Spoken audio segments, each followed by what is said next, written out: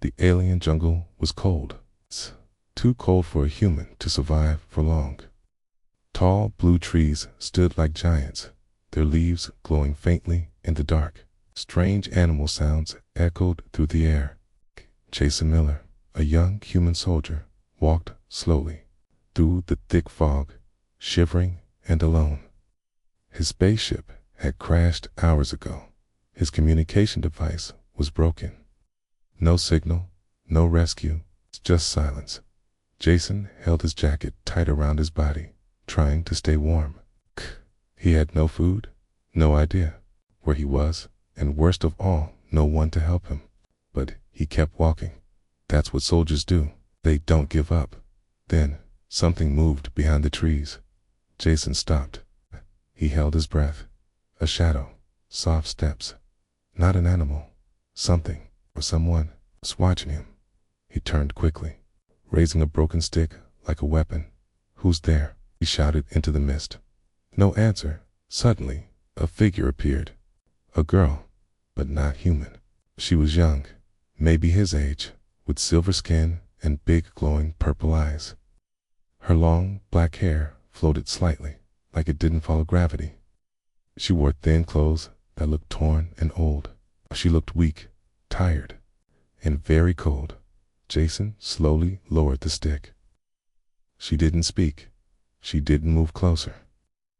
She just stood there and stared at him with wide, frightened eyes. He took a step forward.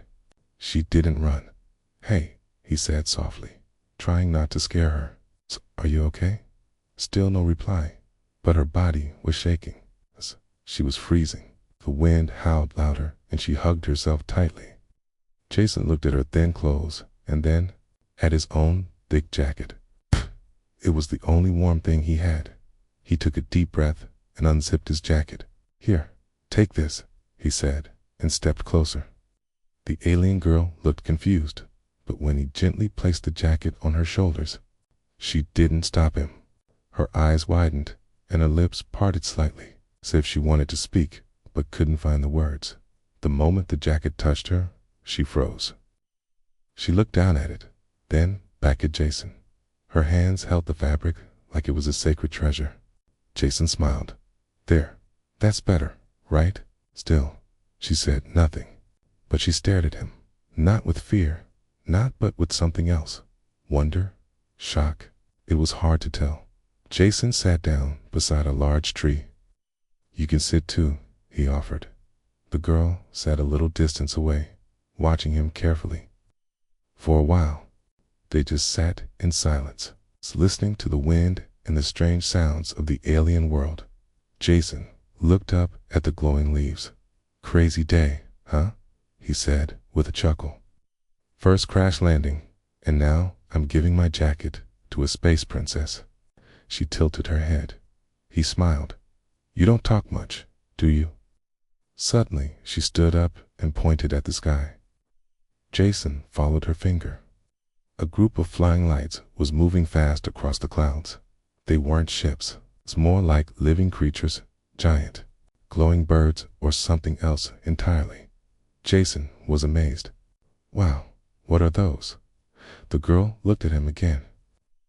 Then she did something strange. She placed her hand on her heart, then pointed to him, and then to the jacket. He didn't understand. "What? My heart? No.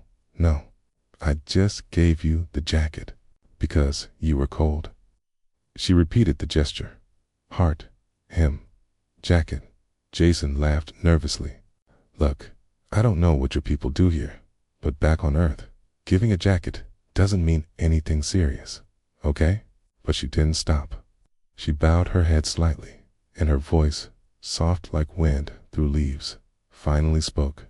Just one word. "Chosen." Jason blinked. "Wait, what?" Before he could ask more, the jungle lit up with soft lights. Dozens of alien figures appeared from behind trees and bushes, with glowing eyes, dressed in tribal armor made of crystal and light. Jason stood up quickly. "Whoa, what's going on?" The girl walked toward the group, still wearing his jacket. The others looked at her, then looked at him. Then they bowed. One of them stepped forward and spoke in a deep voice. Ako, the one who gave warmth to the queen, must become her heart bond. Jason was speechless. Heart bond. What does that mean? The elder answered. You gave your warmth. You gave your soul. You are now her destined one. Jason's eyes widened. Wait, hold on. I just gave her my jacket, okay? But no one listened. The tribe cheered. The drums began. A strange alien celebration had begun. Jason whispered to himself. In shock, what have I done? Jason stood frozen as the alien tribe surrounded him.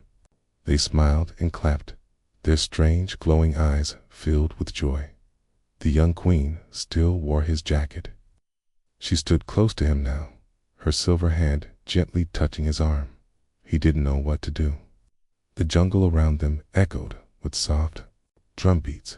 More aliens came out of the trees, placing flower-like rings around his neck and arms. He tried to speak, but no one listened. I really think there's been a mistake, Jason said, nervous. I didn't mean to marry your queen. The tribe elder stepped forward. He was tall and thin, with a long robe made of crystal leaves. He bowed and spoke in a deep, calm voice. You are the chosen, the elder said. You gave the queen warmth. Now you must go with us. The city awaits your bonding. No, wait, Jason started. But before he could say more, the queen gently took his hand. He looked at her. She was still quiet, still beautiful in a mysterious way. Kala and full of trust. She smiled. Jason sighed. This is not how my day was supposed to go. The tribe began to walk. Jason had no choice but to follow. They moved through the jungle, passing strange, glowing plants and whispering winds. The air shimmered with colors Jason had never seen before. It's like walking through a dream. The queen stayed beside him the whole time, never speaking much, gently guiding him. After about an hour of walking, the trees opened up. In front of them stood the alien city. Jason's mouth dropped open. The city wasn't made of metal or concrete. It was built from crystal, stone, and living plants. Tall towers grew like trees from the earth, glowing with soft green light. Floating bridges connected the towers. Waterfalls ran through the streets. Flying creatures like glowing fish swam in the sky above. It was beautiful. It was strange. It was nothing like Earth. They led Jason through the main gate. The people of the city gathered around, cheering and throwing glowing petals into the air. They sang songs in a language he couldn't understand. He was treated like a hero, like royalty. A group of alien servants took him to a large building in the center of the city. It was shaped like a giant shell, smooth and bright. Inside, soft lights glowed from the walls. The floor was warm under his feet. They gave him new clothes, long flowing robes made of soft fabric. They painted glowing marks on his hands and forehead. He tried to protest, but the queen just watched silently, her eyes never leaving him. Then came the food, strange fruits, soft breads, and drinks that sparkled like stars. Jason tasted one. It was sweet and warm, and it made him feel calm.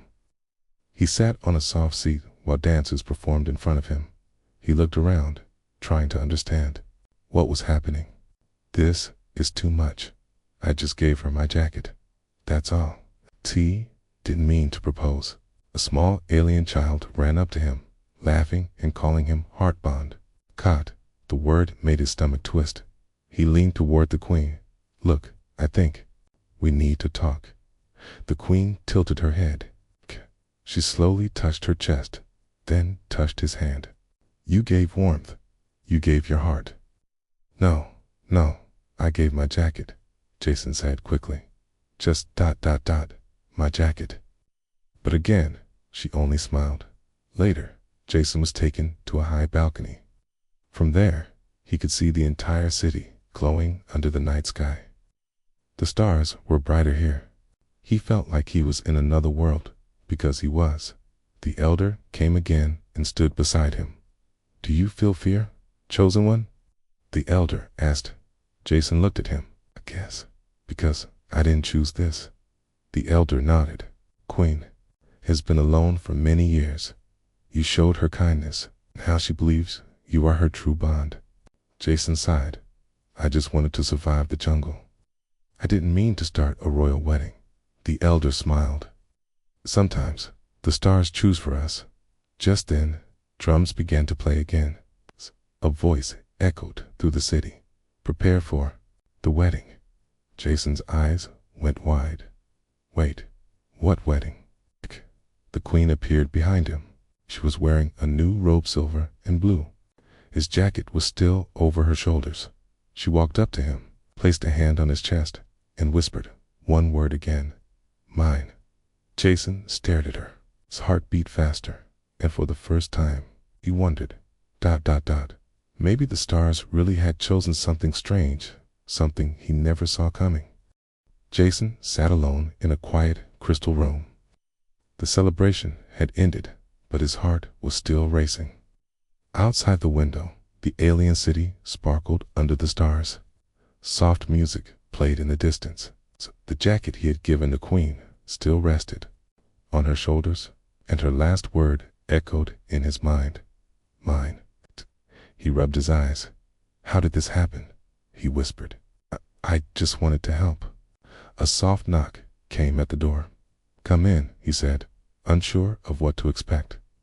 The tall elder walked in, holding a glowing staff. He looked wise and calm, with silver markings on his face. Jason stood up. We need to talk, Jason said firmly. I didn't mean to start any marriage or bonding. I gave the queen my jacket because she was cold. That's it. It's on Earth. It's just a kind thing to do. The elder nodded slowly and sat down across from him. I understand, young one.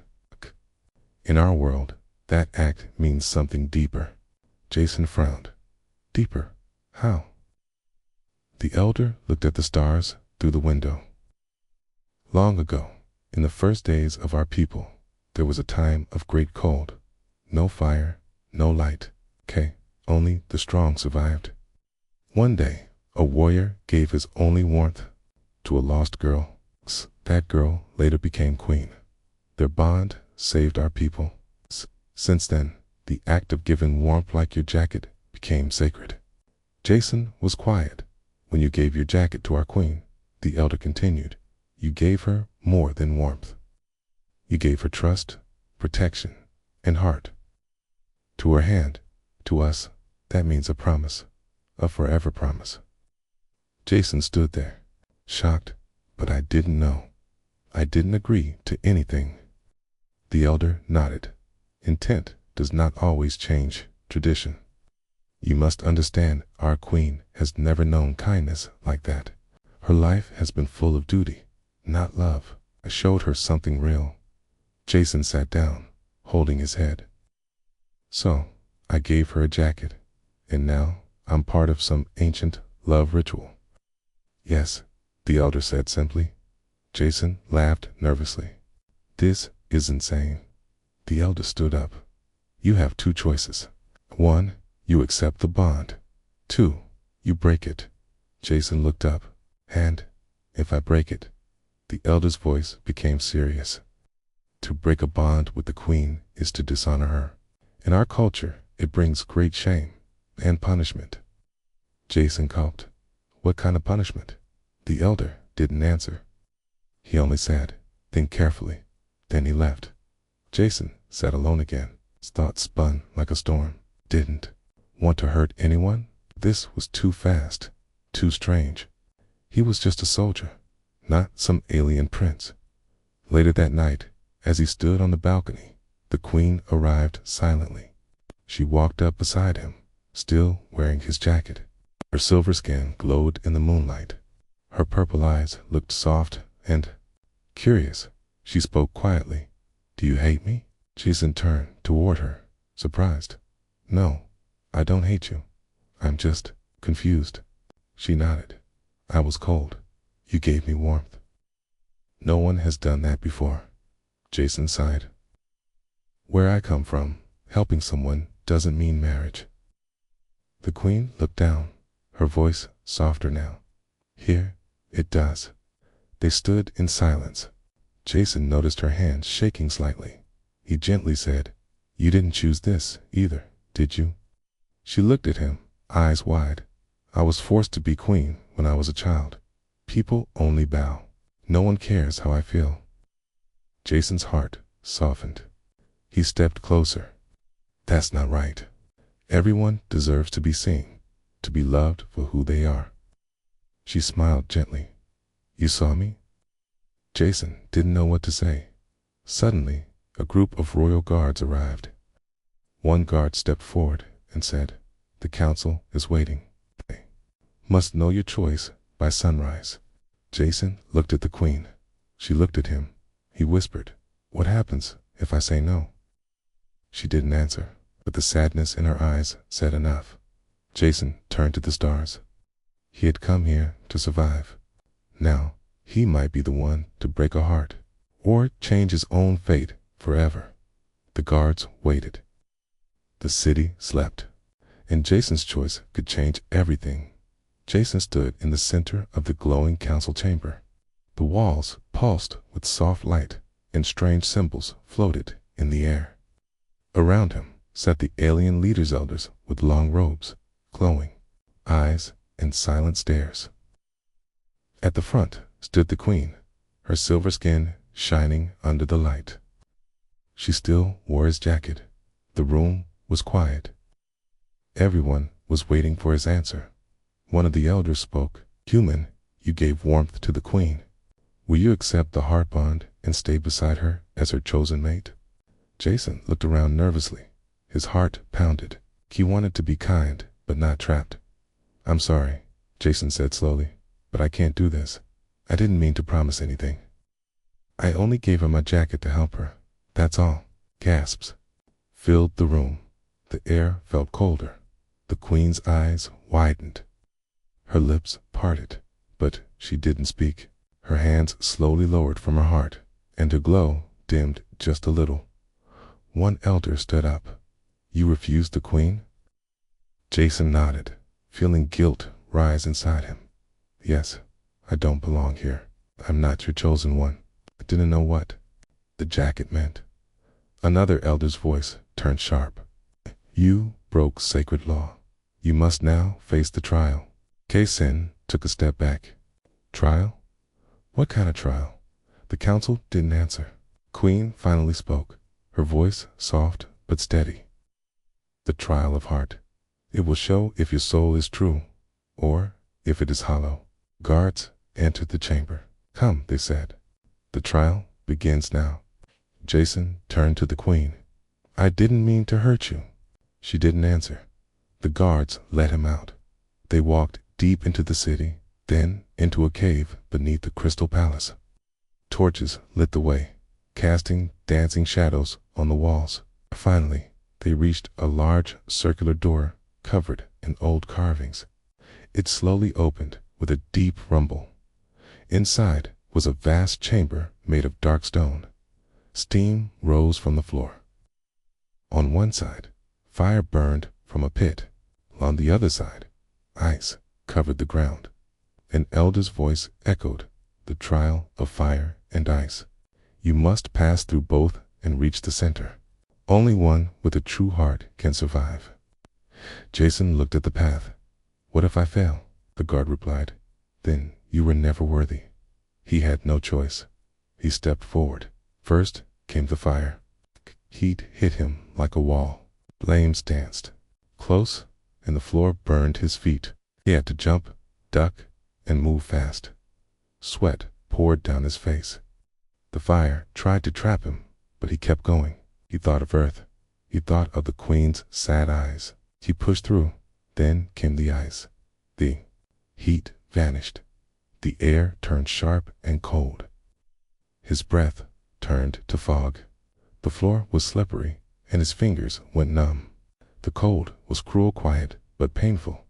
His legs shook. His lips turned blue, but he kept moving. Step by slow step, in the center of the chamber stood a glowing stone. Jason touched it. The room turned silent.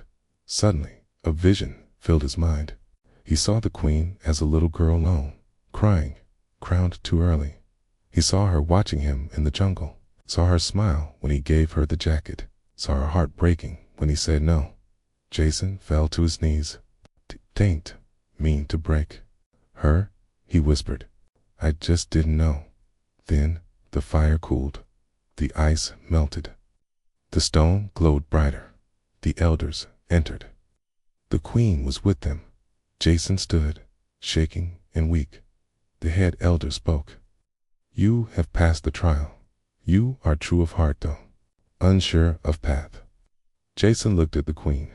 She stepped forward. "I understand now," she said softly. "You did not know. Your world is different. Your kindness was real, but not a promise." Jason nodded slowly. "I never wanted to hurt you." The queen took a breath. "Then I will not force your heart. If you wish to leave, you may." Jason looked into her eyes. There was no anger, only sadness and understanding. He smiled gently. "Thank you." The room was quiet again, but deep inside, something in Jason had changed. Maybe he didn't belong here, but maybe, just maybe, he wasn't ready to leave yet either. Jason stood alone at the edge of the trial chamber. The heavy stone door behind him closed with a loud thud. Now, there was no turning back. The room was large, wide, and strange. On one side, fire burned with loud, roaring flames. On the other side, sharp ice crystals covered the floor and walls. In the middle, a glowing stone stood on a tall platform. He took a deep breath. "Okay, Jason," he whispered to himself. "You've been through worse. Maybe." He stepped forward, toward the fire. The heat hit him like a hammer. His skin started to sweat in seconds. Every step felt like walking into a burning oven. The flames were not just around him.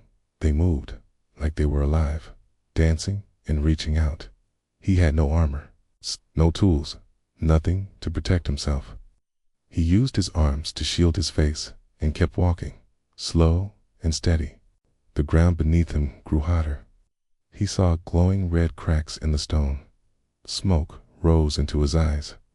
He coughed, but didn't stop. One wrong move, and he could fall into the fire. But he remembered the queen, her sad eyes, her soft voice, the way she looked when she said, "Mine." He clenched his teeth and kept going. Suddenly, a wall of fire blocked his path. He paused. "Think, Jason, think." He looked around and spotted a narrow path to the side.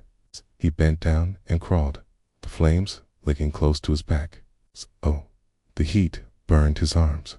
The smoke made his head dizzy, but he made it through. As he stepped away from the fire, cold air rushed toward him. His body was covered in sweat, but now he began to shiver. He had reached the ice side.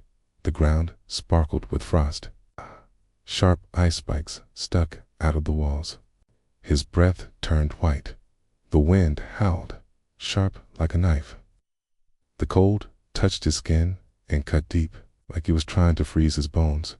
He wrapped his arms around himself, but it didn't help. He walked forward, slowly.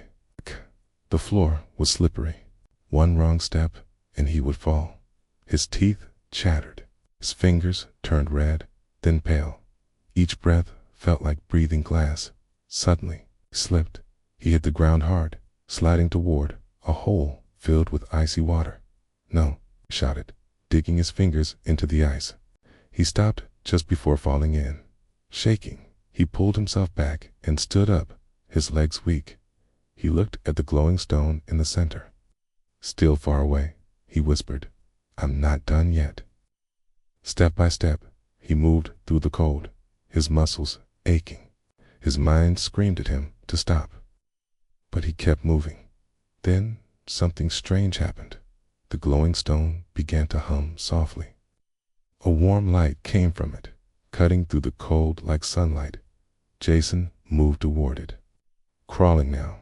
When he touched the stone, everything stopped. The fire vanished, the ice melted, the wind died, and suddenly he saw something. Not with his eyes, but in his mind. He saw the queen as a child, standing alone at her own coronation. No parents, no family, just duty. He saw her watching him in the jungle, scared but curious. He saw her joy when he gave her the jacket, and her heartbreak when he said no. Tears filled Jason's eyes. "I didn't know," he whispered. "I didn't mean to hurt her." The vision faded. Behind him, the stone door opened again. The elders stepped inside. The queen followed them. Jason stood, weak but standing. The elder spoke. "You have survived the trial. You are true of heart." Jason looked at the queen. "I'm sorry. I came here just to survive. But I see now it means something more to you." The queen stepped forward, her eyes shining. "You walked through fire. You walked through ice. Not because you were forced, but because you cared." Jason nodded. "I don't know what comes next, but I won't run from it." The queen gently held his hand, and for the first time they stood together, not because of tradition, but because of choice. The trial was over. Jason had passed through fire and ice. The elders were silent now. The people of the city whispered his name with respect. But Jason didn't care about that. His eyes stayed on the queen laid that night. After the celebrations quieted and the moon rose above the crystal towers, Jason sat on the balcony of his new chamber. Cool wind touched his face. Kay looked at the stars, wondering about everything that had happened. Then he heard soft footsteps. He turned. The queen stood at the doorway, her long silver robe flowing behind her. She was alone, no guards, no servants, only her. And she still wore his jacket, like it was part of her now. Jason stood. "Your Majesty." She shook her head gently. "Just call me Avira." He blinked. "That's your name?" "Yes," she said, walking closer. "It's not used often to everyone else. I am just the queen, a symbol, not a person." Jason looked into her eyes. "You are a person. I see you." Avira smiled softly, then sat beside him on the balcony ledge. "I want to tell you something I've never told anyone." Jason nodded. "I'm listening." Avira looked at the sky, her voice calm but heavy. "I was only 7 years old when the crown was placed on my head. My parents died in a sky war. I don't remember them well. It's only the sound of their voices when they used to laugh." Jason said nothing. He didn't want to interrupt. "The elders told me I had to be strong." Avira continued. "They said, a queen does not cry. A queen does not need love. A queen must rule with light and silence." She looked at her hands. "So I did. I grew up in silence, surrounded by people who bowed but never looked me in the eyes. I was never hugged, never asked how I felt." Jason felt a lump in his throat. "It's terrible." "It was normal," she said, "until you came." She turned to him now, her purple eyes glowing in the moonlight. "You looked at me like I mattered, like I wasn't just a ruler, but a girl who was cold, scared, and alone. You gave me your jacket. It was just a small thing. But for me, it meant everything." Jason took a slow breath. "I didn't know how much it would mean. On Earth, we do small acts of kindness like that all the time. But for me, no one ever did," she said. "Not once." Silence filled the space between them. "I didn't want the crown," Avira said. "I wanted freedom. I wanted to see the stars without guards. I wanted to laugh, to make mistakes, to feel safe. But I was told that my life wasn't mine. It belonged to the people." Jason looked at her. "Do you still feel like that?" "Not anymore," she said. "Because of you." Jason turned toward the city lights. "I came here by accident. I thought I was just trying to survive. But maybe I was meant to find you." Avira smiled. "Maybe the stars are not so random after all. They sat quietly for a while. Then Avera said, "There's something else." Jason raised an eyebrow. "More secrets?" She nodded. "There's a reason I was alone in the jungle that night." Jason leaned in. "I escaped," she said. "I ran from the palace, from everything. I wanted to disappear. I couldn't take the pressure. I was ready to live alone in the forest, away from duty, away from the crown." Jason was shocked. "So, when I found you, you were running away?" "Yes," she said. "And when you gave me your jacket, I felt seen, like the universe didn't forget me." Jason swallowed hard. "You were ready to give up everything." "I was," Avera said. "But you reminded me that I'm more than a queen. I'm still human. Well, not human like you, but someone with a heart." Jason smiled. "You are more than a title. You're Avera, and Avera is brave." She looked at him. "Thank you, Jason." He reached for her hand. "I think the stars brought us together for a reason." But before she could answer, a loud horn echoed through the air. The sky changed color, deep red and black dot. Guards rushed into the balcony. "The outer wall is under attack," one shouted.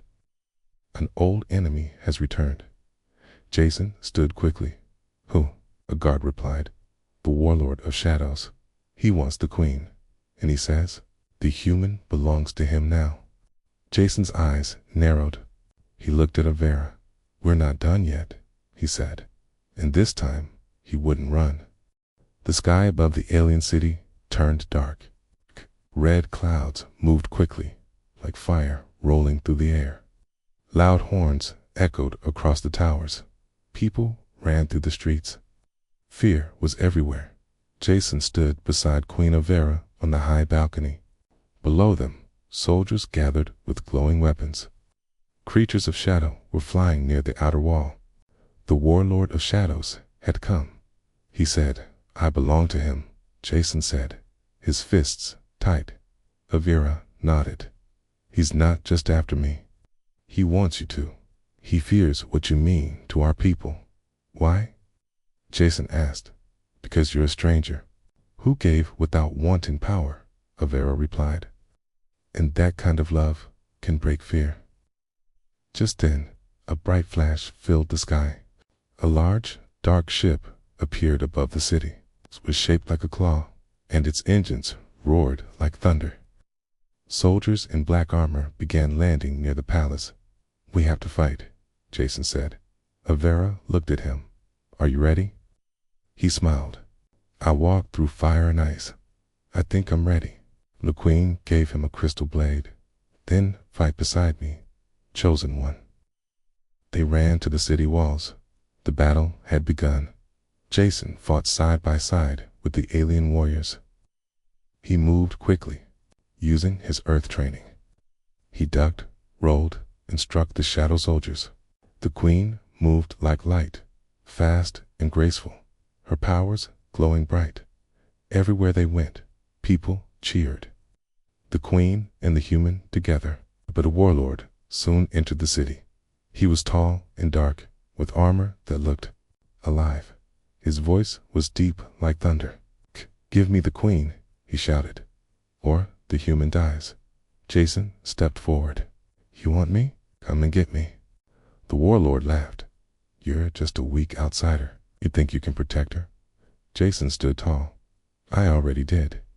I gave her warmth when no one else did, and I'll fight to protect that warmth until my last breath." The queen stood beside him. "He's not weak. He's stronger than you'll ever be." The warlord roared and attacked. The battle was fast and brutal. Jason fought with everything he had. He was thrown into walls, burned by energy, but he didn't stop. Avera fought beside him, their bond glowing like a light shield between them. Finally, with one last strike of the crystal blade, the warlord fell. The sky began to clear. The people cheered. Jason collapsed to the ground, breathing hard. Avera knelt beside him. "You're hurt." "I'm okay," he smiled. "I'm just ... tired. The elders arrived. The head elder said, "You have saved us all. Not with power, but with heart." Jason looked at Avera. "So, what now?" The elder smiled. "That choice is yours." Later, in the grand hall, the people gathered once more. But this time, it was not for a trial or a battle. It was for a celebration. Jason stood beside Avera, both dressed in royal colors. Music played, soft and joyful. The lights above them glowed with every color of the sky. The elder stepped forward. "Let it be known, the queen and her chosen have walked through fire, ice, and war. Their bond is not of law, but of truth, of choice." Sid looked into Avera's eyes. "I came here by accident. I only wanted to survive, but you showed me something more. And you reminded me who I really am," Avera said. "Not just a queen, but a heart, a soul." Jason took her hands. "Then let's build something new, together." Avera nodded. "Together." The crowd cheered. Jason kissed her hand. The final bond was not forced, it was chosen. Not because of a jacket, but because two souls from different worlds had found each other and refused to let go.